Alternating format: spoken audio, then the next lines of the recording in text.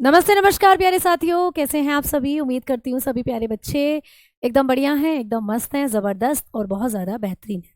तो मैं भावना भाटी आप सभी प्यारे साथियों का स्वागत कर रही हूँ आपके अपने प्यारे से परिवार रोजगार विद अंकित में। सभी बच्चे, मेरा कमेंट्स नहीं आ रहा? बिल्कुल आ रहा है बेटा आपका कमेंट्स, सब बच्चों के कमेंट्स मेरे पास आ रहे हैं। तो सभी बच्चे मुझे बहुत अच्छे से सुन पा रहे होंगे, सभी बच्चे बहुत अच्छे से क्लास के साथ जुड़ गए हैं और क्लास को देख भी पा रहे होंगे। तो चलिए भाई, अपनी इस क्लास को अब हम शुरू कर लेते हैं। तो फाइनली सभी बच्चों को नमस्कार और सभी प्यारे साथियों को हमारा जय हिंद जय भारत। तो चलिए आइए क्लास को शुरू कर देते हैं। एक बार थम्स अप कर देंगे सारे बच्चे, अगर सब कुछ सही है तो मैं क्लास को फिर शुरू करने वाली हूँ। सारे के सारे बच्चे थम्स अप कर देंगे भाई प्यारे बच्चे, ठीक है। अगर आप लोग मुझे सुन पा रहे हो तो सभी बच्चे मुझे थम्स अप कर देंगे, है ना। हाँ जी, मैं सबको सुन पा रही हूँ, सबके कमेंट देख रही हूँ। कमेंट्स आप लोगों के भाग रहे हैं और रेल बना रखी है तुमने कमेंट्स की, बुलेट ट्रेन बना दी है, ठीक है। तो ग्रुप डी वाले बच्चों ने बुलेट ट्रेन का निर्माण कर दिया है कॉमेंट सेक्शन में। बहुत शानदार ये चीज़ होने वाली है, ठीक है। सबके मैसेज आ रहे हैं बच्चा, सबके आ रहे हैं। अब टॉपिक हम लोगों का चल रहा है सेल यानी कि कोशिका। तो चलिए आइए उसी टॉपिक के साथ हम लोग अपनी क्लास को शुरू कर रहे हैं। सेल ऑर्गेनल्स के बारे में हम लोग बात कर रहे थे। तो भाई सेल ऑर्गेनल जिसको कहते हैं हम लोग कोशिकांग। तो कोशिकांग जो है इसमें हम लोग बात कर रहे थे किसकी। आपको मैंने गोल्गी बॉडी पढ़ा दिया, आपको मैंने लाइसोसोम पढ़ा दिया, आपको हमने बात कर ली थी माइटोकॉन्ड्रिया की, हमने बात कर ली थी सेल वॉल सेल मेम्ब्रेन की। अब हम लोग बात कर रहे थे केंद्रक की। मैं आपको कल की क्लास में पढ़ा रही थी केंद्रक। केंद्रक जिसके अंदर हम लोग पढ़ते हैं डीएनए और आरएनए को। तो केंद्रक की हम लोग बात कर रहे थे, न्यूक्लियस की हम लोग बात कर रहे थे, ठीक है। तो अब मैंने आपको कल की क्लास में समझा दिया था कि केंद्रक की खोज रॉबर्ट ब्राउन ने करी थी 1831 में। केंद्रक की संरचना मैं आपको पढ़ा रही थी। मैंने कहा था केंद्रक के 4 मुख्य भाग हैं जो आपको याद करने हैं।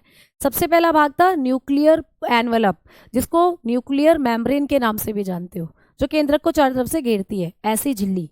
फिर हमने बात करी थी कि केंद्रक के अंदर एक लिक्विड होता है जिसको कहते हैं न्यूक्लियोप्लाज्म, न्यूक्लियोप्लाज्म केंद्रक द्रव। और फिर हमने बात करी थी क्रोमेटिन धागों की। जो केंद्रक है इसमें होते हैं धागे नुमा संरचना जो गुणसूत्र बनाती हैं, है ना। और हमने बात करी थी किसकी, केंद्रिका की। तो मैंने आप लोगों को 4 संरचनाएं जो थी वो कल की क्लास में केंद्रक की बता दी थी। तो केंद्रक की स्ट्रक्चर हम लोगों ने ऑलमोस्ट कंप्लीट कर ली थी, है ना। बस मुझे एक काम और बताना है आपको कि केंद्रक की संरचना से जो आपका एक पार्ट था जिसको आप कहते हो न्यूक्लियोलस, जिसको आप लोग क्या कहते हो, न्यूक्लियोलस, जिसको आप लोग न्यूक्लियोलस के नाम से जानते हो, जिसको आप लोग केंद्रिका कहते हो, इसका एक काम और है जो आपको याद करना है। तो बच्चा, कल की क्लास में हमने केंद्रिका की खोज किसने करी थी ये पढ़ लिया था। मैंने कहा था कि जो केंद्रक होता है, मान लो ये केंद्रक है, ये कोशिका है, ये कोशिका में केंद्रक है और ये केंद्रक के अंदर होती है एक छोटी सी स्ट्रक्चर जिसको कहते हैं केंद्रिका, जिसको कहा जाता है केंद्रिका यानी कि न्यूक्लियोलस। तो ये जो न्यूक्लियोलस थी बेटा, ये क्या काम कर रही थी, तो ये कोशिका के अंदर प्यारे साथियों राइबोसोम को बांधने का काम करती है। तो इसका मेन काम आपको पूछेगा। हाँ जी, तो न्यूक्लियोलस के बारे में मैंने कल कहा था कि न्यूक्लियोलस की जो खोज थी वो किसने करी, कल की क्लास में आपने पढ़ा था। मैंने कहा था कल की क्लास में हम यहीं से शुरू करेंगे। तो आप लोग बताओगे फॉन्टेना ने, ठीक है। फॉन्टेना नाम के साइंटिस्ट थे, फॉन्टेना। तो इन्होंने क्या करा था प्यारे बच्चे, फॉन्टेना ने क्या करा था, न्यूक्लियस को खोजा था, ठीक है। अब ये जो केंद्रिका, ये केंद्रिका की खोज करी थी। मैम इसका कार्य क्या होता है केंद्रिका का, इसका फंक्शन क्या होता है, तो ये राइबोसोम को जकड़ के रखने का काम करती है। केंद्रक के अंदर जो राइबोसोम है उनको बांधने का काम करती है। तो इसका काम होता है राइबोसोम को बांधना, राइबोसोम को बांधना, ठीक है। तो इसका काम होता है राइबोसोम को बांधना। तो राइबोसोम को जकड़ के रखने का काम करती है। तो इसका काम होता है बाइंडिंग राइबोसोम। ये राइबोसोम को बाइंडिंग करने का काम करती है। समझ में आई बात। तो इसका काम होता है राइबोसोम को जकड़ना या राइबोसोम को बाइंड करना। क्लियर, समझ में आ गई बातें अब आप लोगों को, बढ़े आगे। तो ये काम हो जाता है प्यारे बच्चे किसका, इसका केंद्रिका का। तो अभी आप राइबोसोम क्या होते हैं, आ जाओ, इनको अब हम पढ़ेंगे। लेकिन उससे पहले मैं आपको एक चीज़ और बता देना चाहती हूँ कि जो हमारा केंद्रक होता है इसी के अंदर पाए जाते हैं डीएनए और आरएनए। ठीक है, तो आप लोगों का जो केंद्रक होता है प्यारे बच्चे, इसके बारे में आप एक और पॉइंट लिखेंगे कि केंद्रक में डीएनए और आरएनए पाए जाते हैं। आप लोग लिखेंगे केंद्रक में डीएनए व आरएनए। ठीक है, डीएनए व आरएनए न्यूक्लिक अम्ल के रूप में पाए जाते हैं। इसमें बेटा न्यूक्लिक अम्ल के रूप में पाए जाते हैं। तो ये आपको पेपर में पूछता है कि पूरी कोशिका के अंदर जो डीएनए और आरएनए है वो कहाँ पाए जाते हैं। तो आप कहते हो डीएनए और आरएनए केंद्रक में मिलते हैं, केंद्रक के अंदर मिलते हैं डीएनए और आरएनए। कोशिका में केंद्रक और केंद्रक के अंदर डीएनए और आरएनए किस रूप में मिलते हैं, न्यूक्लिक अम्ल के रूप में मिलते हैं। तो ये बहुत अच्छा प्रश्न है, आपको पूछा जा सकता है कि कोशिका के अंदर डीएनए और आरएनए कहाँ होते हैं और किस रूप में होते हैं, किस एसिड के फॉर्म में होते हैं। तो डीएनए आरएनए एसिड है बेटा, कौन से एसिड है आप बताओगे, न्यूक्लिक एसिड है। तो आप बताओगे DNA and RNA, DNA and RNA are present in nucleus. ठीक है, कहाँ होते हैं भाई, न्यूक्लियस में होते हैं। इन द फॉर्म ऑफ, आप बताएंगे in the form of nucleic acid. तो न्यूक्लिक एसिड की रूप में जो डीएनए और आरएनए होते हैं वो कहाँ होते हैं, आप बताते हो केंद्रक में। अब मैम यहाँ से हमें बस इतना बता दो कि डीएनए की फुल फॉर्म क्या होती है। बहुत दिन से तुम विचलित हो, बहुत दिन से तुम परेशान हो कि भैया डीएनए की फुल फॉर्म, और हमें इतना बता दो आरएनए की फुल फॉर्म क्या होती है ना। फिर हम इस डीएनए और आरएनए को जो डिटेल में पढ़ेंगे, मैंने आनुवंशिकी वाला आपको चैप्टर लिखवाया जेनेटिक्स, वहाँ पढ़ाऊंगी डीएनए और आरएनए को डिटेल में। तो जब हम जेनेटिक्स पढ़ेंगे, आनुवंशिकी पढ़ेंगे, वहाँ डीएनए और आरएनए को डिटेल में पढ़ रहे होंगे, क्योंकि ये जेनेटिक्स का ही पार्ट है, आनुवंशिकी का पार्ट है। तो अब हम बात करने वाले हैं कि डीएनए की फुल फॉर्म, बस इतना लिख लो, डीऑक्सी राइबो न्यूक्लिक एसिड। ठीक है, तो डीऑक्सी राइबो न्यूक्लिक एसिड, ये होती है डीएनए की full form, deoxy ribo nucleic acid. देखो आ रहा है ना नाम के आगे, न्यूक्लिक एसिड, तो मतलब ये न्यूक्लिक अम्ल होते हैं जो डीएनए और आरएनए है। तो लिखेंगे डीऑक्सी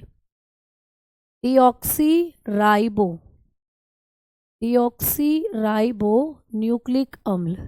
ठीक है, डीऑक्सी राइबो न्यूक्लिक अम्ल। तो ये हो जाते हैं आप लोगों के क्या, डीएनए की फुल फॉर्म। ठीक है बेटा, बहुत बढ़िया। अब आरएनए की फुल फॉर्म पूछे तो बताओगे ribo nucleic acid, ribo nucleic acid. तो देखो आ गया नाम के साथ nucleic acid, ribo nucleic acid. ठीक है, आप लोग बताएंगे राइबो न्यूक्लिक अम्ल। तो राइबो न्यूक्लिक अम्ल जो होता है ये किसका नाम है, आप बताकर चलते हो आरएनए की फुल फॉर्म, राइबो न्यूक्लिक अम्ल। समझ में आई बात। तो राइबो न्यूक्लिक अम्ल किसको कहते हैं, आरएनए की फुल फॉर्म होता है राइबो न्यूक्लिक एसिड। बता दो किसी बच्चे को कोई भी परेशानी, कोई भी दिक्कत हो तो। मैम हिंदी में क्या कहते हैं इन्हें, बेटा ये हिंदी में भी ऐसे ही रहेंगे और इंग्लिश में भी ऐसे ही रहेंगे। जब कभी भी इनका नाम पूछा जाता है तो आप लोगों को इस तरीके से पूछा जाता है, इसको सही कर लेना, डी है, डाई नहीं है, डी। ठीक है, तो डीऑक्सी राइबो न्यूक्लिक एसिड ऐसे हिंदी में लिखाएगा और राइबो न्यूक्लिक एसिड ऐसे हिंदी में लिखाएगा। ये दोनों डीएनए और आरएनए की ही फुल फॉर्म होती हैं और इनको हिंदी में भी डीएनए और इंग्लिश में भी डीएनए और आरएनए ही कहते हैं। तो डीएनए और आरएनए को अब हम बाकी पढ़ेंगे जेनेटिक वाले चैप्टर में। फिलहाल आपने जान लिया कि ये कहाँ होते हैं, केंद्रक में। आ जाओ अगले कोशिकांग की बात कर ली जाए। प्यारे बच्चे, केंद्रक की कहानी खत्म। केंद्रक से इतना याद करना है, केंद्रक जो होता है ये भी एक दोहरी झिल्ली का कोशिकांग है, इस बात को भी याद रखना। चलो लिख लो यहीं पर, है ना, अगला पॉइंट केंद्रक के बारे में। तो केंद्रक भी कैसा कोशिकांग होता है, दोहरी झिल्ली नुमा। जैसे माइटोकॉन्ड्रिया पर 2 झिल्ली थी, ऐसे केंद्रक पर भी 2 झिल्ली होती हैं। तो आप लोग लिख सकते हैं कि केंद्रक दोहरी झिल्ली का कोशिकांग है, दोहरी झिल्ली नुमा। ठीक है, दोहरी झिल्ली नुमा कोशिकांग है। तो केंद्रक जो होता है इसके चारों तरफ भी क्या होती है, 2 झिल्ली हैं। ठीक है, दोहरी झिल्ली नुमा कोशिकांग है। Nucleus is double membrane. तो न्यूक्लियस जो होता है ये क्या है बच्चा, डबल मेम्ब्रेन होता है जो न्यूक्लियस होता है, ठीक है, डबल मेम्ब्रेन।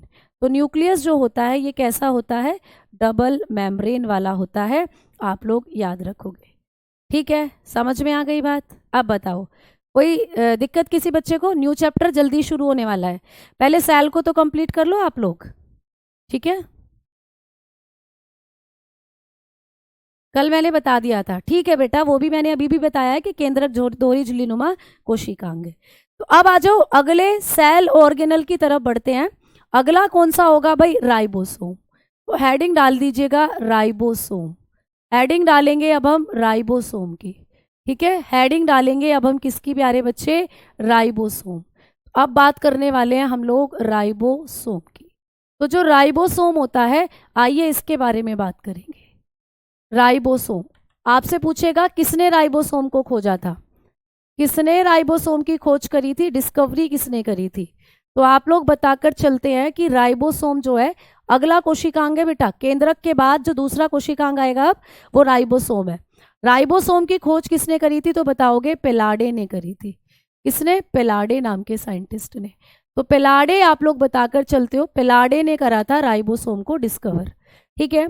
किसमें करा था, तो ऐसा बोला जाता है कि पादप कोशिका में, पादप कोशिका में, प्लांट सेल के अंदर, ठीक है, प्लांट सेल, पादप कोशिका के अंदर जो राइबोसोम है इसको खोजा था किसने, पेलाडे ने, ठीक है।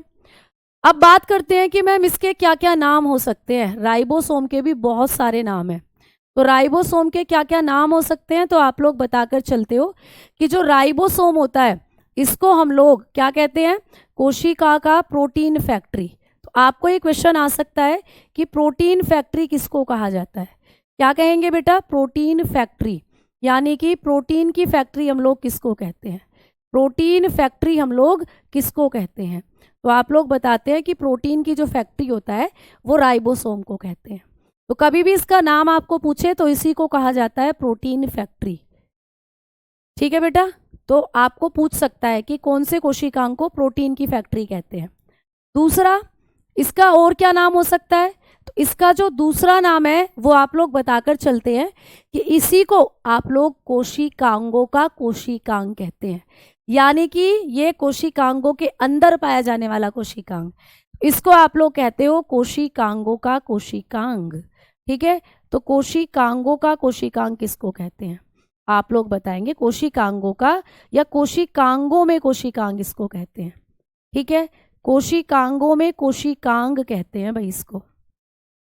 तो ये भी आपको पूछ सकता है कि कौन सा कोशिकांग ऐसा है, कौन सा सेल ऑर्गेनल ऐसा है, which cell organelle is known as cell organelle within cell organelle, कौन सा कोशिकांगों में कोशिकांग है, तो कहोगे राइबोसोम। तो इसको कहा जाता है organelle, organelle with in organelle, ठीक है, इसको कहते हैं ऑर्गेनल विद इन ऑर्गेनल। तो इसका क्या मतलब हुआ मैम, कोशिकांगों में कोशिकांग का मतलब क्या हुआ। तो चलो बात करते हैं थोड़ा सा। मान लीजिए ये आप लोगों की कोशिका है, यही समझकर चलेंगे, मान लो ये आप लोगों की कोशिका है। अब इस कोशिका की जब हम लोग बात करते हैं बेटा, तो आपको पता है इसमें केंद्रक होता है जो आप पढ़ चुके हो, केंद्रक एक कोशिकांग है, आप पढ़ चुके हो, आपने पढ़ा था माइटोकॉन्ड्रिया एक कोशिकांग है, सूत्रकणिका जिसको कहते हैं बेटा, आप पढ़ चुके हो उसके बारे में, ठीक है। आप लोगों ने पढ़ा है कि दूसरे भी कोशिकांग जैसे गोल्गी का है, आपने पढ़ा ये सब। तो ये भी एक कोशिकांग और ये भी एक कोशिकांग, और दोनों में ही हमने पढ़ा है कि राइबोसोम होते हैं। राइबोसोम यहाँ भी थे, केंद्रिका बांध के रखने का काम करती थी राइबोसोम को, तो राइबोसोम यहाँ भी थे प्यारे बच्चे, क्लियर। और राइबोसोम इसके अंदर भी थे प्यारे बच्चे, माइटोकॉन्ड्रिया में। मैंने कहा था माइटोकॉन्ड्रिया ऐसा कोशिकांग है जिसके पास क्या होती हैं, अपने राइबोसोम और डीएनए होता है। जॉर्ज पेलाडे ने की थी मैम इसकी खोज। हाँ जी बेटा, पेलाडे ही तो लिखा हुआ है, आप जॉर्ज पेलाडे बोल दो या पेलाडे बोल दो, नाम पेलाडे याद रखना है ना। तो आप लोग बताएंगे पेलाडे ने क्या करा था, राइबोसोम को खोजा था, पेलाडे ही लिखा हुआ है, ठीक है। आपको केवल जॉर्ज नहीं देगा, जॉर्ज पेलाडे देगा या पेलाडे देगा, समझ में आई बात, तो आप पहचान लोगे। क्लियर। अब आगे बात करेंगे।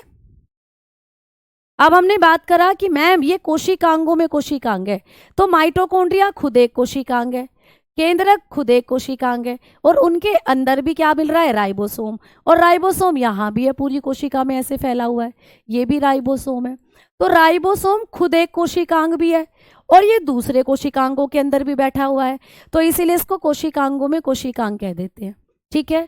अब तीसरा पॉइंट इसके बारे में क्या है, तीसरा पॉइंट ये है कि प्यारे बच्चे इसको सर्वव्यापी कोशिकांग भी कहते हैं, इसको सर्वव्यापी कोशिकांग भी कहा जाता है, सर्वव्यापी कोशिकांग।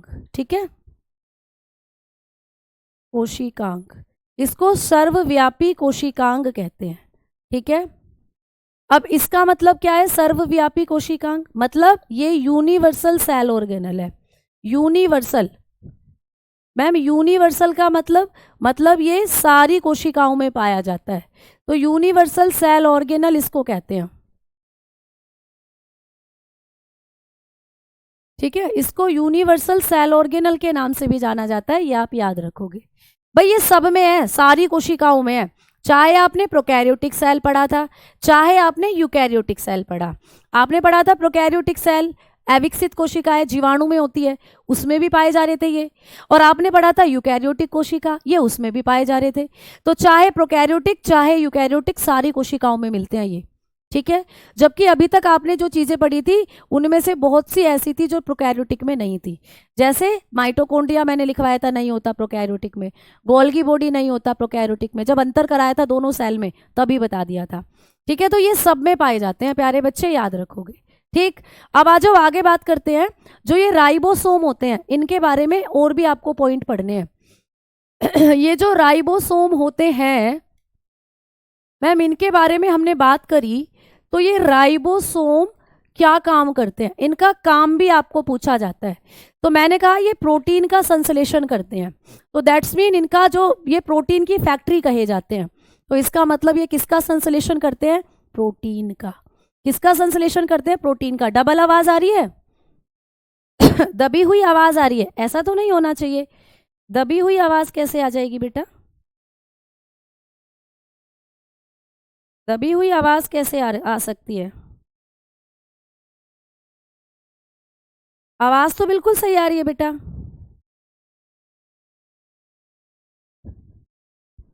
आवाज तो बिल्कुल सही आ रही है। ठीक है, आ जाओ आगे बात करते हैं। बेटा इनकी खोज का ईयर नहीं पूछा जाएगा आपको बायोलॉजी में, जहां ईयर पूछा जाता है वो मैं बताती हूँ। कोशिका की खोज का ईयर दिया होता है उसको आपको पढ़ना है, केंद्रक की खोज का ईयर दिया हुआ होता है उसको आपको पढ़ना है। आगे जितने भी होंगे, जैसे चेचक के टीके की खोज पूछी जाती है, तो इनके खोज नहीं आपको कभी भी पूछी जाती है। ठीक है, ईयर नहीं पूछा जाता है कभी भी आप लोगों को। आवाज बिल्कुल सही चल रही है, आ जाओ अब आगे बात करते हैं। अब हमने पढ़ा कि ये जो राइबोसोम होते हैं इनका फंक्शन क्या होता है, राइबोसोम क्या काम करते हैं, इनका कार्य, इनका जो कार्य है वो क्या है, तो ये प्रोटीन संश्लेषण करते हैं। क्या करते हैं प्यारे बच्चे, इनका काम होता है प्रोटीन संश्लेषण, ये कर रहे होते हैं प्रोटीन संश्लेषण, तो इनका काम होता है प्रोटीन संश्लेषण, तो ये प्रोटीन सिंथेसिस करते हैं बेटा, प्रोटीन सिंथेसिस करते हैं। ठीक है, तो इनका जो काम होता है वो होता है प्रोटीन सिंथेसिस, इनका काम होता है प्रोटीन का संश्लेषण करना, प्रोटीन को सिंथेसिस करते हैं, प्रोटीन को बनाते हैं। ठीक है, अब राइबोसोम जो है ये सबसे छोटे कोशिकांग माने जाते हैं, सबसे छोटे कोशिकांग है, तो ये प्यारे बच्चे याद रखोगे, सबसे छोटे कोशिकांग होते हैं कोशिका के अंदर, सबसे छोटे कोशिकांग है बेटा। ठीक है, तो आप लोग बताकर चलते हो ये होते हैं स्मॉलेस्ट सेल ऑर्गेनल, तो कोशिका के अंदर सबसे छोटे कोशिकांग स्मॉलेस्ट सेल ऑर्गेनल इनको कहा जाता है, तो सबसे छोटे कोशिकांग होते हैं जो राइबोसोम है। अब मैम राइबोसोम सबसे छोटे हैं, तो सबसे बड़े भी तो लिखवाओ, तो बिल्कुल आ जाओ, यहाँ पर आप नोट करके लिखेंगे, सबसे बड़ा आपको पूछ ले। अब बड़े के बारे में आपको पूछना है बेटा, अगर जंतु कोशिका की बात की जाए, जंतु कोशिका की, अगर आपको पूछे कि जो जंतु कोशिका होती है एनिमल सेल होती है, ठीक है, इसके अंदर सबसे बड़ा कोशिकांग कौन सा है, जंतु कोशिका की बात कर रहे हैं, एनिमल सेल की, तो जंतु कोशिका में सबसे बड़ा कोशिकांग केंद्रक है, केंद्रक सबसे बड़ा है। ठीक है, केंद्रक सबसे बड़ा कोशिकांग है, सबसे बड़ा कोशिकांग है, ठीक है। तो जब जंतु कोशिका की बात करेंगे तो केंद्रक सबसे बड़ा कोशिकांग है जंतु कोशिका का। आप लोग बताएंगे बिगेस्ट ऑर्गेनल है न्यूक्लियस, ठीक है। आप लोग बताकर चलते हो nucleus is biggest, nucleus is biggest. तो सबसे बिगेस्ट कौन हो जाएगा जंतु कोशिका में? केंद्रक, न्यूक्लियस। लेकिन मैम पादप कोशिका की जब बात करेंगे तो पादप में पूछ सकता है आपको कौन सबसे बड़ा है, तो आप लोग बताकर चलते हो पादप की बात। तो पादप कोशिका में जब आपको पूछे, पादप की कोशिका में जब आप लोगों को पूछेगा, यानी कि प्लांट सेल में जब आप लोगों को पूछा जाएगा, तो आप कहेंगे कि पादप में सबसे बड़ा कोशिकांग है रिक्तिका, ठीक है। रिक्तिका जिसको अभी पढ़ोगे तो रिक्तिका सबसे बड़ा होता है, ठीक है। रिक्तिका सबसे बड़ा है, सबसे बड़ा कोशिकांग है। समझ में आ गई बात? तो रिक्तिका सबसे बड़ा कोशिकांग है किसके अंदर? आप लोग बताकर चलते हो पादप कोशिका में। तो वैक्यूल जो होता है ये सबसे बड़ा माना जाता है प्लांट सेल में। वैक्यूल इज बिगेस्ट, ठीक है। समझ में आई बात? बोलो। तो जब आप लोग पादप कोशिका की बात कर रहे हैं तो पादप में रिक्तिका सबसे बड़ा है। जब आप लोग जंतु कोशिका की बात कर रहे हो तो जंतु कोशिका में केंद्रक सबसे बड़ा है, ठीक है। मैम आपने तो अंडाणु बताया, भैया अंडाणु एक कोशिका है बेटा, हम यहाँ कोशिकांगों की बात कर रहे हैं, कोशिका की बात नहीं कर रहे। सबसे बड़ी कोशिका तो हम इंसानों में अंडाणु है, सबसे छोटी शुक्राणु है बेटा, वो कोशिका है। हम यहाँ कोशिकांगों की बात कर रहे हैं, सेल ऑर्गेनल की, ठीक है। मान लो ये एक कोशिका है तो सबसे बड़ी कोशिका अंडाणु कोशिका है, लेकिन अब हम इसके अंदर के भागों की बात कर रहे हैं कि इसके अंदर जितने भी भाग हैं उनमें सबसे बड़ा कौन है, उनमें सबसे छोटा कौन है। ये है प्यारे बच्चे, ठीक है। क्लियर? समझ में आई बात? तो आपको बताना है कि कोशिकांग कौन सबसे बड़ा कौन सबसे छोटा। तो दोनों में सबसे छोटा तो राइबोसोम ही है, सबसे छोटा कोशिकांग है। हमने कोशिकांग की बात करी, कोशिका की नहीं, कोशिका अलग है, कोशिका के अंदर होते हैं कोशिकांग तो भाई, है ना। और जंतु कोशिका में सबसे बड़ा केंद्रक और पादप कोशिका में सबसे बड़ा वैक्यूल, ठीक है। समझ में नहीं आई बात? मच्छर आया था अभी, थोड़ी देर में फिर आएगा। हाँ जी प्राची, बिल्कुल बेटा बिल्कुल पूछ सकते हो। आओ अब हम आगे बात करते हैं। अब बात करते हैं कि राइबोसोम जो होता है इसकी कितनी यूनिट होती हैं, राइबोसोम की कितनी यूनिट होती हैं। तो आइए राइबोसोम के बारे में और भी बातें हमें करनी है। अगर आप लोग बात करते हो राइबोसोम के प्रकार, राइबोसोम के प्रकार, types of ribosome. Ma'am ribosome कितने प्रकार के होते हैं? तो जब हम टाइप्स ऑफ राइबोसोम की बात करते हैं तो राइबोसोम आप लोग जानते हो दो तरीके के होते हैं, है ना। कौन कौन से होते हैं? एक आप बताकर चलते हैं कि राइबोसोम होते हैं छोटे वाले 70S वाले, और एक आप बताकर चलते हो बड़े वाले 80S वाले, ठीक है। तो राइबोसोम दो होते हैं, 70S और 80S। अच्छा मैम यहाँ पर जो 70S राइबोसोम है ये कौन सी कोशिका में पाए जाते हैं? तो ये छोटी वाली कोशिका में होते हैं, ये पाए जाते हैं प्रोकैरियोटिक सेल के अंदर। ये किस में मिलते हैं? प्रोकैरियोटिक कोशिका में। प्रश्न आ जाएगा आप लोगों को कि प्रोकैरियोटिक कोशिका जो होती है इसमें किस प्रकार के राइबोसोम है। तो आप लोग बताओगे कि प्रोकैरियोटिक सेल जो होती है इसमें पाए जाते हैं छोटे वाले राइबोसोम। भाई ये छोटी वाली कोशिका है, जीवाणु में होती है, तो इसके अंदर कौन से राइबोसोम पाए जाते हैं? आप बताते हो प्रोकैरियोटिक कोशिका में छोटे वाले राइबोसोम देखने को मिलते हैं, ठीक। और मैम ये 70S के बाद जो 80S हैं ये किस में मिलते हैं? तो ये आपको यूकैरियोटिक सेल में देखने को मिलते हैं। आप लोग बताओगे कि ये यूकैरियोटिक में देखने को मिलेंगे, तो ये देखने को मिलते हैं यूकैरियोटिक सेल के अंदर। यूकैरियोटिक सेल जो बहुकोशिकीय जीवों में होती है, ठीक है। यूकैरियोटिक जो बहुकोशिकीय, कैरियोटिक जो बहुकोशिकीय जीवों के अंदर होती है, तो यूकैरियोटिक में पाए जाते हैं। समझ में आ गई बात? अब मैडम जी यहाँ पर दो चीजें हमें दिख रही हैं, एक 70S राइबोसोम है ना, और एक 80S राइबोसोम है। अब मैम अगर 70S राइबोसोम और 80S राइबोसोम को देखें तो ये भी छोटी छोटी उप इकाइयों से बने हैं, ये भी छोटी छोटी यूनिट से बने हैं। सबसे पहले तो मैम ये जो S है, ये जो S है ये क्या होता है? ये एस क्यों लिखा हुआ है? एस का मतलब क्या है? तो एस का मतलब होता है सेव्ड बर्ग, एस का मतलब होता है सेव्ड बर्ग, एस का मतलब क्या है भाई, सेव्ड बर्ग, इसको कहते हैं हम लोग सेव्ड बर्ग। तो ये है सेव्ड बर्ग बेटा। मैम इसका मतलब, तो ये सेव्ड बर्ग जो है ये आप यूनिट समझ सकते हो, इसको आप इकाई मान सकते हो राइबोसोम की। और ये एक साइंटिस्ट का भी नाम है बेटा सेव्ड बर्ग, जिन्होंने राइबोसोम की ये 2 यूनिट बताई थी। तो इसीलिए सेव्ड बर्ग एक यूनिट है, या ऐसा मान सकते हो कि एक ऐसे साइंटिस्ट का नाम है जिन्होंने बताया था कि राइबोसोम 2 तरीके के हैं, 70 और 80। इसलिए इनके नाम के नीचे एस लगाकर लिख देते हैं। तो कई बार पेपर में क्वेश्चन आएगा कि राइबोसोम के अंदर एस का मतलब क्या होता है, तो एस का मतलब होता है सेव्ड बर्ग। आप लोग बताकर चलोगे एस का मतलब होता है सेव्ड बर्ग। ठीक है, समझ में आ गई, जो कि एक यूनिट होती है या जो कि एक इकाई होती है। अब बात करते हैं कि जो राइबोसोम होते हैं मैम, इनके अंदर आपको 2 यूनिट देखने को मिलती है। जैसे कि अगर हम 70s राइबोसोम की बात करते हैं तो ये 2 तरीके की उप इकाइयों से मिलकर बने हैं। इनके अंदर आपको 2 उप इकाइयां देखने को मिलती हैं, इनके अंदर आपको 2 सब यूनिट देखने को मिलती हैं। तो आपको पेपर में पूछेगा कि ये जो राइबोसोम होते हैं छोटे वाले, इनमें कौन कौन सी सब यूनिट हैं जो देखने को मिलती हैं। तो ये 70s राइबोसोम जो हैं ये 2 इकाइयों से मिलकर बने हैं, उनको कहते हैं उप इकाई। अब मैम ये 2 उप इकाई कौन कौन सी होती हैं आप बताओगे। एक होती है 50s और एक होती है आप बताओगे 30s। तो ये 2 उप इकाइयां हैं जो राइबोसोम को बनाती हैं। कौन से राइबोसोम को, 70s प्रकार के राइबोसोम को। अब आप कहोगे मैम 50 और 30 तो 80 होता है, आपने तो यहाँ 70 लिख रखा है, तो कैसे 70 हो गया ये। तो जब 50 यूनिट और बेटा ये आपकी 30 यूनिट जब आपस में मिलती है, ये छोटी यूनिट है, उप इकाइयां हैं। उप इकाई का मतलब छोटी छोटी यूनिट, मतलब 70s राइबोसोम 2 चीजों से मिलकर बना है। मान लो ये 50 यूनिट है, ये 30 यूनिट है, जब इन दोनों को मिलाया गया तभी बने थे 70s प्रकार के राइबोसोम। तो मैम इसमें 50 और 30 तो 80 है, 70 कैसे रहा।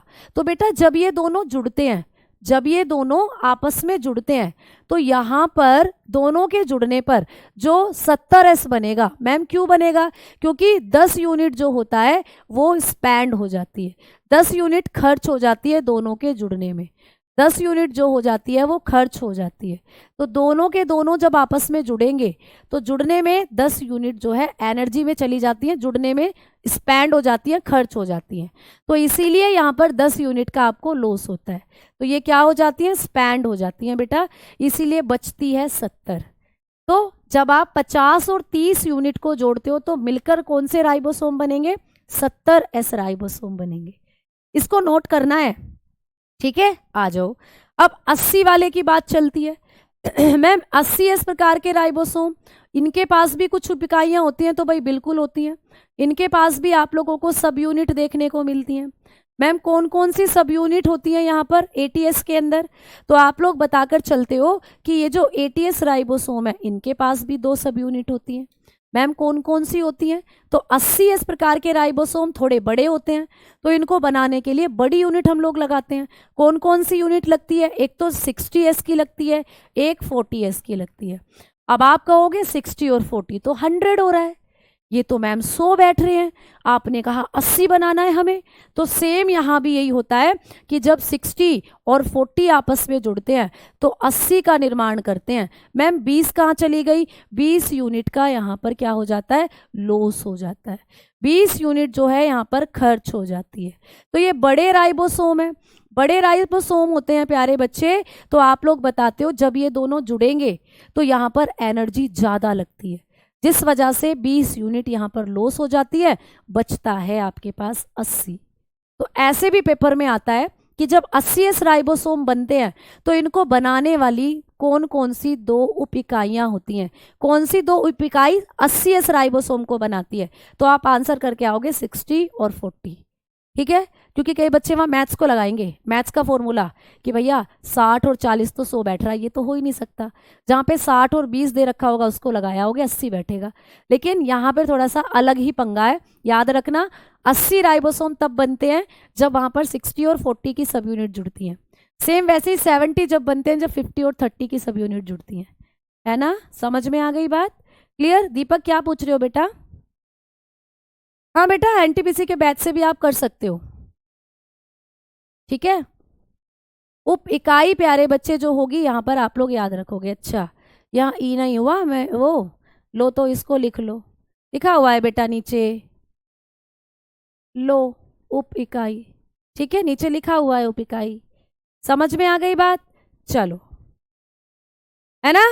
अब चलें आगे। अभिषेक, 70 वाला क्वेश्चन पेपर में आ चुका है। हाँ बेटा आता है, इसीलिए मैं आपको बता रही हूँ ये प्रश्न आपको पेपर में आते हैं, ठीक है। आपने लिख लिया? चलो, हाँ जी स्वाति बच्चा, बिल्कुल बिल्कुल ठीक है। चलो अब आगे बात करते हैं। अब चलते हैं कि भाई आप लोगों का जो राइबोसोम था, इससे इतने फैक्ट आप लोग पढ़कर चलेंगे। अब मैम कैसा दिखता है राइबोसोम, ये तो बहुत ज़रूरी है आप हमें दिखाएं, क्योंकि पेपर में आएगा, तभी तो हम बता पाएंगे कि कैसा होता है राइबोसोम। तो ये है राइबोसोम बेटा, ये होता है राइबोसोम। ये वाली जो नीचे की तरफ दिख रही है, ये राइबोसोम की छोटी इकाई होती है, ये राइबोसोम की छोटी इकाई है, स्मॉलेस्ट सब यूनिट है।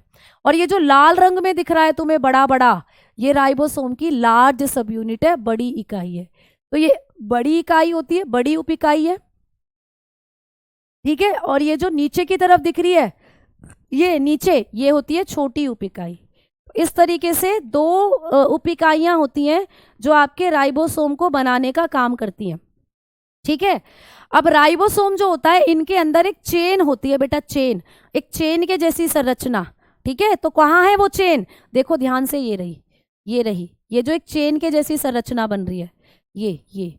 तो आपको पेपर में क्वेश्चन आता है कि ऐसे डायग्राम दे देगा आपको राइबोसोम पे, और कहेगा कि बताइए ये जो राइबोसोम होते हैं, इनके अंदर एक श्रृंखला पाई जाती है, ये श्रृंखला किसकी होती है। तो ये चेन दिख रही है तुम्हें, एक श्रृंखला दिख रही है, ये श्रृंखला यानी कि ये जो चेन होती है बेटा, ये mRNA की होती है, मैसेंजर आरएनए की। mRNA बोले तो मैसेंजर आरएनए, तो यहाँ ये पूरा आरएनए जुड़ा हुआ है, जो आपके जो ये होते हैं राइबोसोम, इसमें एक श्रृंखला की तरह काम करता है, एक चेन की तरह। तो राइबोसोम की जो दो उप इकाइयां हैं, आपको दिख रहा है, ये छोटी उप इकाई है, ये बड़ी उप इकाई है, ये दोनों किससे जुड़ी हुई होती हैं, तो भैया छोटी उप इकाई, समझ में आ रही है बात, छोटी उप इकाई जो होती है और बड़ी उप इकाई जो होती है, ये कैसे जुड़ी हुई होती है मैडम जी, तो आप कहोगे ये मैसेंजर आरएनए की श्रृंखला द्वारा जुड़ी होती है, यानी इनको जोड़ने का काम कर रहा है मैसेंजर आरएनए, दिख रहा है।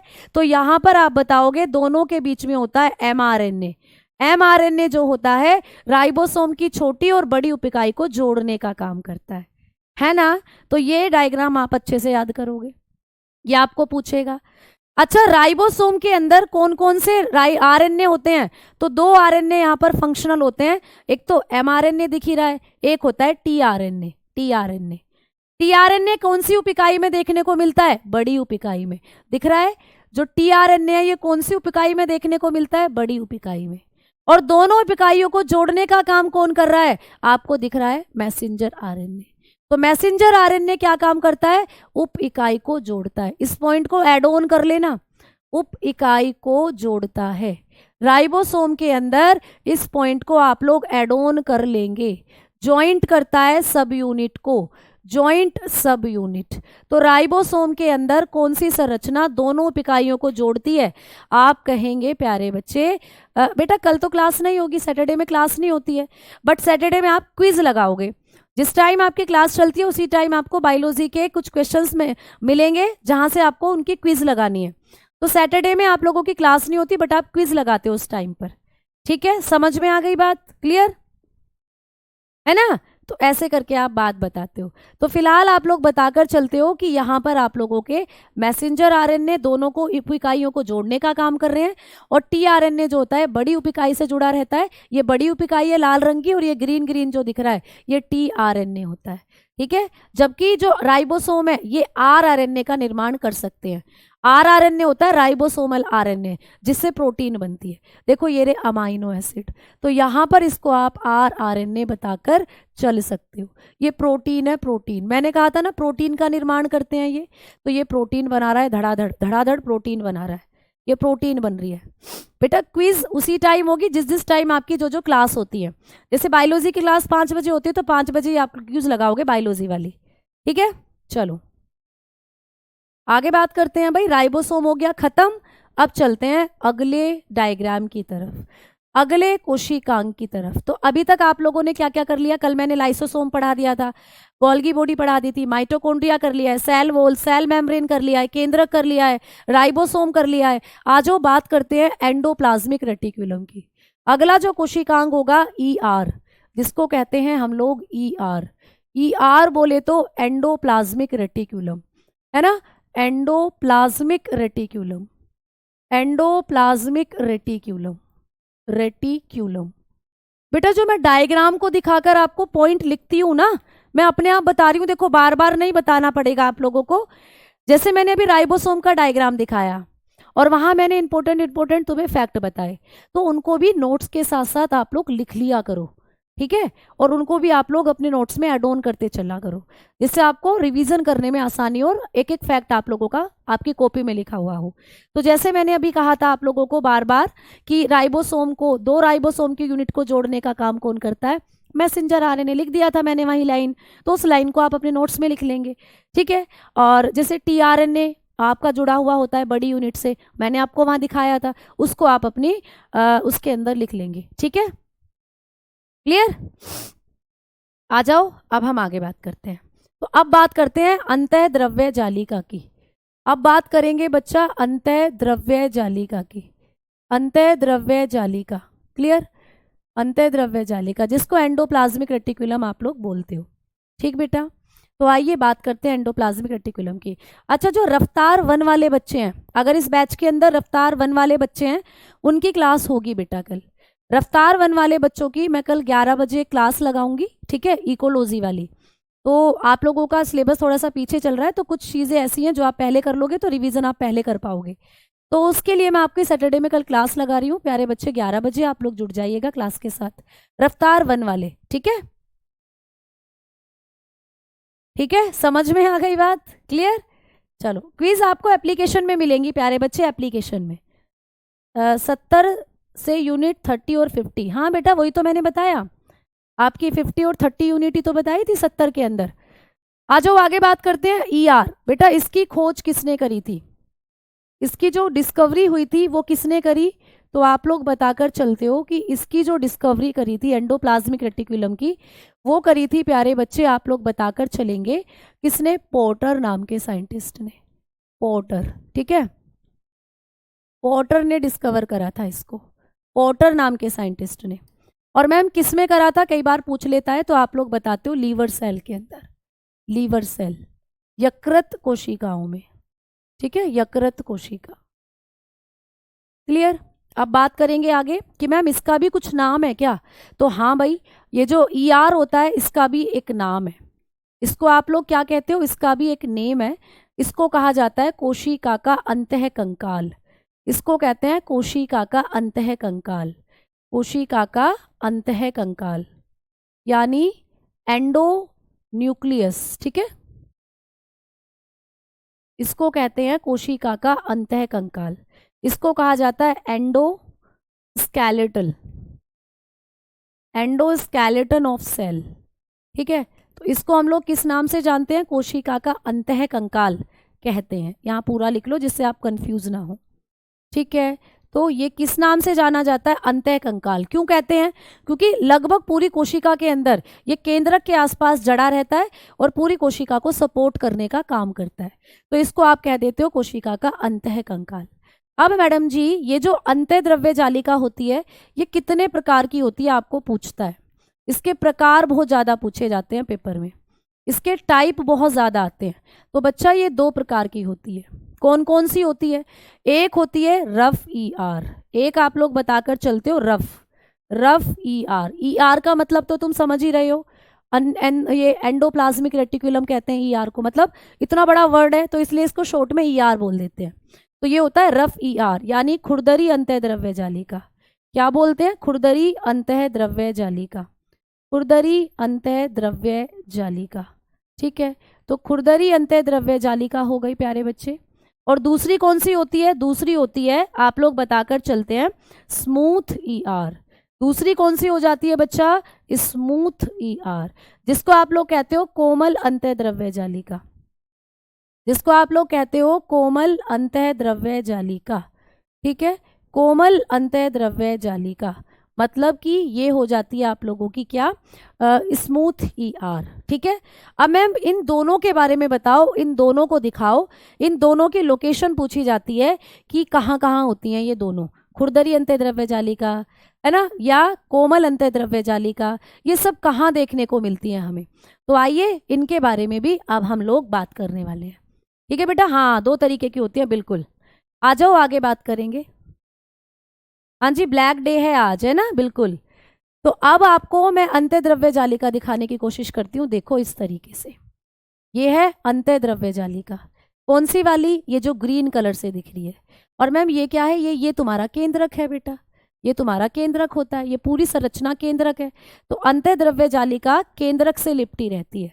तो ये भी फोटो दे सकता है आपको पेपर में, आपको कह सकता है कि बताओ यहाँ पर ये A डायग्राम दे देगा, ये B डायग्राम दे देगा, और ये C डायग्राम दे देगा, और ये D डायग्राम दे देगा पेपर के अंदर। और आपको कहेगा बताओ A क्या है, बताओ B क्या है, बताओ C क्या है, बताओ D क्या है।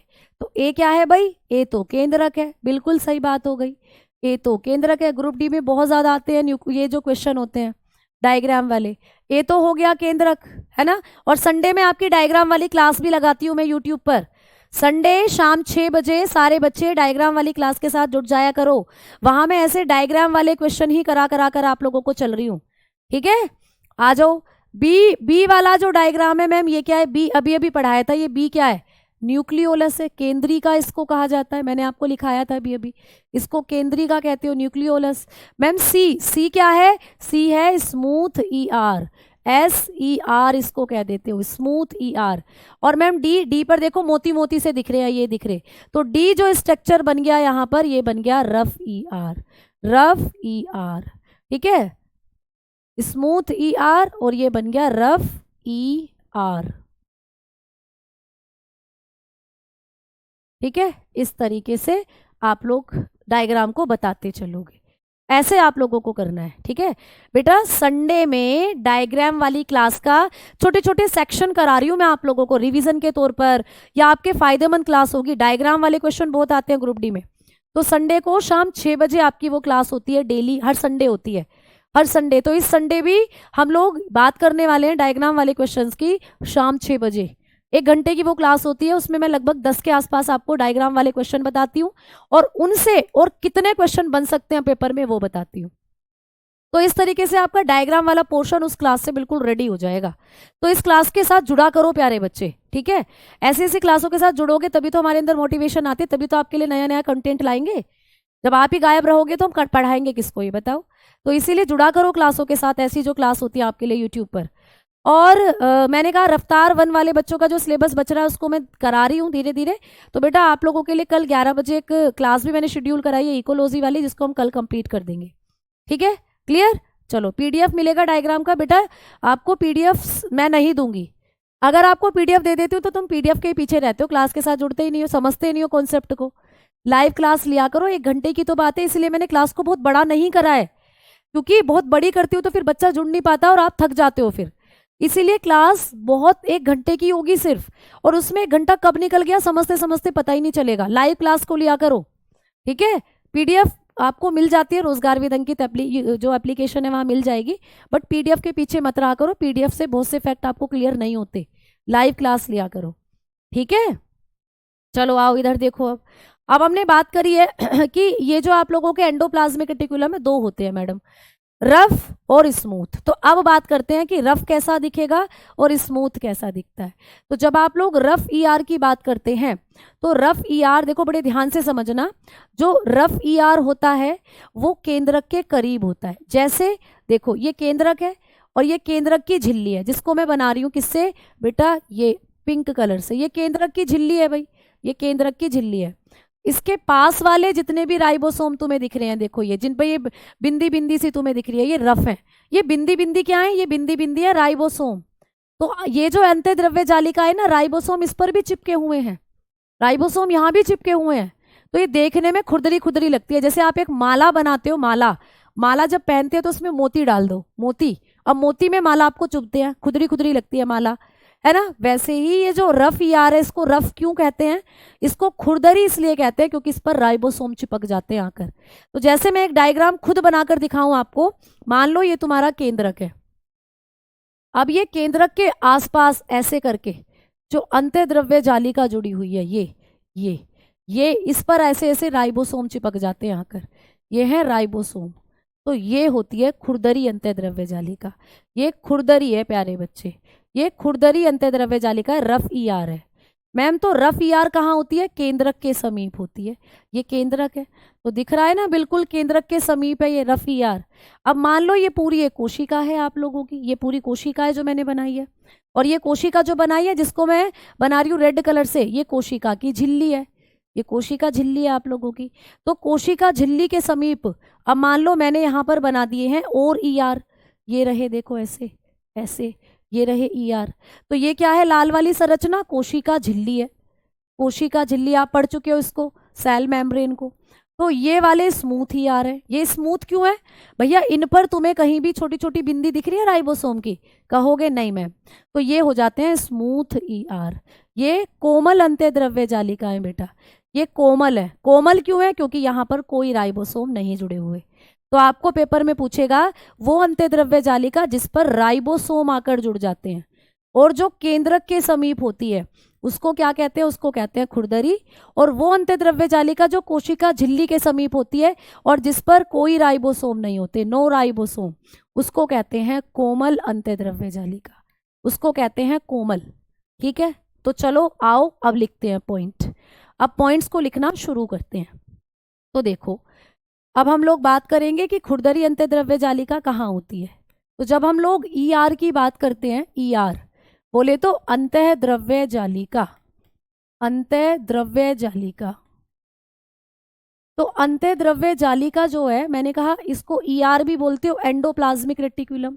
ये दो होती हैं, ठीक है, दोनों के बारे में लिख लेते हैं। एक होती है रफ ईआर, रफ ईआर यानी मैं कई बार लिख चुकी हूँ हिंदी में खुरदरी, खुरदरी, ठीक है। और मैम दूसरी कौन सी होती है, तो दूसरी होती है आप बताते हो स्मूथ ईआर, दूसरी हो जाती है स्मूथ ईआर, स्मूथ ईआर यानी चिकनी या कोमल कह देते हो उसको, ठीक है, चिकनी अंतःद्रव्य जालिका। तो मैम अब दोनों के बारे में लिख दो पॉइंट्स जो हैं। तो सबसे पहले जो खुरदरी होती है ये केंद्रक के समीप होती है, याद रखना, केंद्रक के समीप होती है, केंद्रक के समीप पाई जाती है। तो कहाँ पाई जाती है आप लोग बताएंगे, केंद्रक के समीप पाई जाती है। ये होती है near to nucleus, near to nucleus, nucleus के करीब होती है बेटा, ठीक है। और यहाँ पर क्या होता है, राइबोसोम पाए जाते हैं। दूसरा पॉइंट है कि यहाँ पर क्या होते हैं, राइबोसोम पाए जाते हैं। भाई राइबोसोम के कारण ही तो ये खुरदरी है, राइबोसोम ही तो चिपक गए हैं आकर जिससे खुरदरी लगती है। तो राइबोसोम यहाँ पर पाए जाते हैं। आप लोग बताएंगे राइबोसोम पाए जाते हैं, ribosome are present, ribosomes are present. तो यहाँ पर राइबोसोम उपस्थित होते हैं, राइबोसोम पाए जाते हैं, ठीक है। और मैम तीसरा पॉइंट क्या है, तीसरा पॉइंट ये, भाई राइबोसोम पाए जाते हैं तो ये क्या काम करती है, खुरदरी अंतःद्रव्य जालिका क्या काम करती है जब यहाँ राइबोसोम पाए जाते हैं बेटा, है ना। तो मैंने क्या कहा, जो खुरदरी अंतःद्रव्य जालिका होती है यहाँ पर राइबोसोम है और राइबोसोम हर जगह एक ही काम करते हैं। राइबोसोम का एक ही काम, प्रोटीन निर्माण, प्रोटीन निर्माण, हर जगह प्रोटीन ही बनाते हैं। जहां भी ये राइबोसोम, देखो जैसे तुमने कई बार देखा होगा कि कोई कोई बंदे होते हैं, मैं इस बात को गलत नहीं बता रही, सिर्फ एग्जाम्पल के तौर पर बता रही हूँ, कि कई बार हम देखते हैं कि हमारे कोई दोस्त होते हैं, उन्हें जिस कभी भी किसी फंक्शन में जाना होता है एक ही ड्रेस पहन के जाते हैं, उनके पास एक ही ड्रेस है। भैया किसी के कुआं पूजन में तो वही वाला लहंगा पहन लिया, फिर किसी दूसरी शादी में वही वाला लहंगा पहन लिया, किसी तीसरी शादी में वही वाला लहंगा पहन लिया, मतलब एक जोड़ी कपड़े से सारे फंक्शन कर लेते हैं। तो मतलब कहने की बात यह कि राइबोसोम जो हैं इनको एक ही काम आता है, ये कहीं भी जाएं प्रोटीन का ही संश्लेषण करेंगे। तो जब ये आकर चिपक जाते हैं इस पर, खुरदरी अंतःद्रव्य जालिका पर, तो तब भी ये क्या काम करते हैं प्यारे बच्चे, प्रोटीन का ही निर्माण करते हैं। मैसेंजर आरएनए की फुल फॉर्म होती है आप लोग बताते हो mRNA जो होता है उसको मैसेंजर आरएनए कहते हैं। जब मैं आपको डीएनए आरएनए पढ़ाऊंगी ना, मैं बताऊंगी इनके टाइप भी, उनके टाइप मैं आपको बताऊंगी, ठीक है। तो फिलहाल आपने जो चीजें पॉइंट याद करने हैं वो ये कि इसका काम पूछता है कि इसका कार्य क्या है भाई, इसका वर्क क्या होता है। तो इसका जो वर्क है वो होता है प्रोटीन संश्लेषण, इसका काम होता है प्रोटीन संश्लेषण। तो कौन सी अंत्य द्रव्य जालिका है जो प्रोटीन संश्लेषण करती है, जो कि क्या काम करती है, प्रोटीन सिंथेसिस करती है, बताओ। तो प्रोटीन सिंथेसिस तो भैया वो करेगा ना जिसके पास राइबोसोम होंगे, और राइबोसोम किसके पास है, खुरदरी अंत्य द्रव्य जालिका के पास, क्योंकि राइबोसोम को प्रोटीन की फैक्ट्री कहते हैं, कहीं भी जाएं प्रोटीन ही बनाने लग जाते हैं। तो भैया जब ये अंत्य द्रव्य जालिका पर चिपक गए आकर, यहाँ भी प्रोटीन ही बना रहे हैं। तो खुरदरी अंत्य द्रव्य जालिका पर राइबोसोम है, इसीलिए ये प्रोटीन सिंथेसिस करती है ना। अब इसको कर लेते हैं एक बार। ये कहाँ होती है भाई, ये कोशिका झिल्ली के पास होती है, ये कोशिका झिल्ली के समीप होती है। कौन सी अंत्य द्रव्य जालिका कोशिका झिल्ली के समीप होती है, तो आप कहोगे कोमल अंत्य द्रव्य जालिका या चिकनी, ठीक है। तो ये कोशिका झिल्ली के समीप होती है भाई, कोशिका झिल्ली। तो बताकर चलते हैं नियर टू सेल मेम्ब्रेन, ये सेल मेम्ब्रेन के करीब होती है। आपने पढ़ा था ना सेल मेम्ब्रेन को, तो ये सेल मेम्ब्रेन के करीब होती है। आगे बात करें मैम दूसरा पॉइंट कि ये क्या यहाँ राइबोसोम होते हैं, तो कहेंगे राइबोसोम नहीं होते। तो यहाँ राइबोसोम नहीं होते, पेपर में आता है राइबोसोम कौन सी अंत्य द्रव्य जालिका पर नहीं होते, तो बताओगे राइबोसोम नहीं होते। तो ये जो चिकनी अंत्य द्रव्य जालिका है यहाँ पर राइबोसोम नहीं होते, नो राइबोसोम। भाई यहाँ नहीं है राइबोसोम, तभी तो ये चिकनी है, तभी तो ये स्मूथ लगती है, तभी तो ये कोमल लगती है, ठीक है। तो यहाँ कोई राइबोसोम नहीं है, जो चिकनी अंत्य द्रव्य जालिका है इस पर कोई राइबोसोम नहीं है। अच्छा मैम जब यहाँ राइबोसोम नहीं है तो इसका काम क्या होता है, तो इसके फंक्शन की जब हम लोग बात करते हैं, इसका कार्य जब आपको पूछा जाएगा तो आप लोग बताकर चलते हो कि इसका जो वर्क होता है वो होता है लिपिड संश्लेषण। लिपिड होता है प्यारे बच्चे, जो फैट होता है लिपिड का संश्लेषण करती है ये क्या काम करती है, लिपिड का संश्लेषण, है ना, लिपिड सिंथेसिस करती है, लिपिड सिंथेसिस। तो इसका काम होता है लिपिड सिंथेसिस। अब बता दो मुझे, किसी भी बालक को कोई समस्या हो जो आज पढ़ाया है उससे संबंधित, तो बताओ बेटा। अभी तक हमने अंत्य द्रव्य जालिका के बारे में पढ़ा, यानी आज की क्लास में कुल मिलाकर राइबोसोम और अंत्य द्रव्य जालिका को हमने कंप्लीट कर लिया, ठीक है ना। ऐसे नहीं है तो मैडम मैंने तो बेटा जस्ट एक एग्जाम्पल दिया, ये बुरी चीज़ नहीं है। अगर हमारे पास एक ही जोड़ी कपड़े तो कोई बात नहीं, हम एक ही पहनेंगे। ये तो जस्ट मैंने एग्जाम्पल दिया था आप लोगों को समझाने के लिए, जिससे आपको समझाने की ये चीज़ें मिल जाएं, ठीक है। समझ में आ गई बात, आगे बढ़े अब हम, क्लियर। तो ऐसे करके आप लोगों ने चीज़ें, लिपिड होता है बेटा फैट, लिपिड को आप वसा मान सकते हो, फैट मान सकते हो, कोलेस्ट्रोल मान सकते हो। तो ये होते हैं प्यारे बच्चे आप लोगों का काम किसका, खुरदरी अंत्य द्रव्य जालिका का। तो एक बच्चे का मैंने मैसेज देखा था कि आज की क्लास बिल्कुल समझ नहीं आई। बेटा मैंने अपनी पूरी तरफ से कोशिश करी है कि आपको आज की क्लास का एक एक फैक्ट मैं समझा कर चलूँ, और बाकी की चीज़ें बहुत इजी लैंग्वेज में मैंने आपको समझाई हैं, है ना। जैसे हमने बात करी थी केंद्रक की संरचना, केंद्रक के अंदर मैंने 3 पार्ट कल की क्लास में पढ़ा दिए, एक पार्ट बचा था न्यूक्लियोलस केंद्रिका, इसकी खोज मैंने बताई फोंटेना ने करी थी। इसका काम होता है राइबोसोम को बांधना, तो राइबोसोम यहाँ भी है, इनको बांध कर रखती है ये केंद्रक के अंदर राइबोसोम को। मैंने कहा था केंद्रक में डीएनए और आरएनए होते हैं, डीएनए और आरएनए कैसे एसिड हैं, न्यूक्लिक एसिड है ना। फिर हमने बात करी कि डीएनए की full form deoxy ribo nucleic acid, RNA की फुल फॉर्म होती है राइबो न्यूक्लिक एसिड, और डीएनए 2 झिल्लियों से घिरा रहता है, ठीक है। समझ में आ गई बात आ जाओ आगे बात करते हैं। आगे हमने बात करी कि मैम जो राइबोसोम होता है, अगला कोशिकांग हमने पढ़ा राइबोसोम। अब राइबोसोम की खोज करी थी पेलाडे नाम के साइंटिस्ट ने, इसमें पादप कोशिका में। और ये क्या काम करते हैं या क्या नाम है इनका, इनको प्रोटीन की फैक्ट्री कहते हैं, क्योंकि प्रोटीन बनाते हैं, धड़ाधड़ प्रोटीन बनाते हैं भैया, ले लो प्रोटीन ले लो प्रोटीन, प्रोटीन ही बनाते रहते हैं। इनको कोशिकांगों का कोशिकांग कहते हैं, या मतलब ये दूसरे कोशिकांगों में भी होते हैं, जैसे माइटोकॉन्ड्रिया के अंदर हैं, अभी पढ़ा अंत्य द्रव्य जालिका के अंदर है, केंद्रक के अंदर है। तो ये सब भी तो कोशिकांग ही है, इनके अंदर बैठे हुए हैं ये राइबोसोम, तो कोशिकांगों में कोशिकांग कह देते हैं इनको। और ये सर्वव्यापी कोशिकांग है, सब में होते हैं, चाहे प्रोकैरियोटिक कोशिका हो यूकैरियोटिक कोशिका हो, सब में है।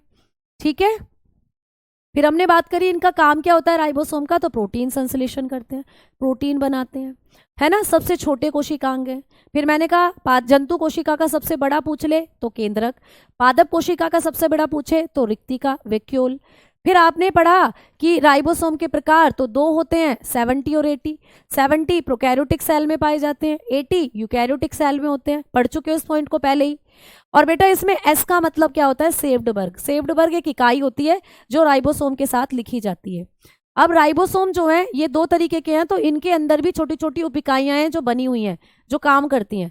तो 70 की दो उप इकाई होती हैं, 50 और 30, और बेटा 80 की दो होती हैं, 60 और 40। ये बताया मैंने आप लोगों को, है ना। संडे में तो आप मॉक टेस्ट देते ही हो, और कल आपका टेस्ट है, कल आपको क्विज करनी है, वो टेस्ट ही तो है आपका। कल आप लोगों को जो क्वेश्चन दिए जाएंगे वो यहीं से तो दिए जाएंगे, उनको करना। फिर हमने ईआर की बात करी, एंडोप्लाज्मिक रेटिकुलम, अंतःद्रव्य जालिका, जो कि पॉटर ने खोजा था, है ना, और इसको कोशिका का अंतः कंकाल कहते हैं। और बेटा ये दो तरीके का होता है, रफ और स्मूथ।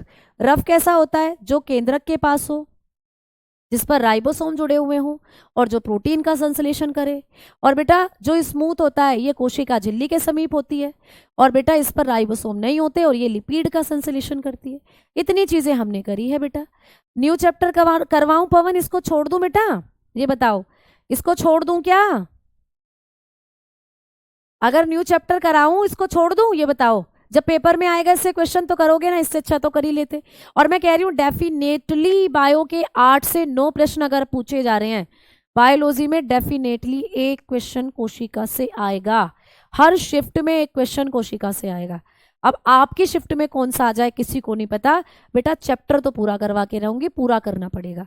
लिपिड होते हैं फैट, लिपिड होते हैं फैट, फैट फैट, वसा, कोलेस्ट्रोल, ठीक है। और अंतःद्रव्य जालिका का डायग्राम ये है, ये केंद्रक है, ये केंद्रक से जुड़ी हुई है, रफ ईआर इसको कहते हैं। और यहाँ पर जो दूर की तरफ है ये केंद्रक झिल्ली से, ये कोशिका झिल्ली से जुड़ी हुई संरचना है जिसको कहते हो स्मूथ ईआर।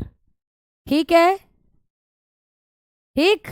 चलो तो अब हम चलते हैं अगली क्लास में। कल आपका सैटरडे है, सैटरडे में क्लास नहीं होती, क्विज लगाओगे 5 बजे, वो एक टेस्ट ही है, उसको लगाना, उसको देखना कितने क्वेश्चन सही कर पा रहे हो।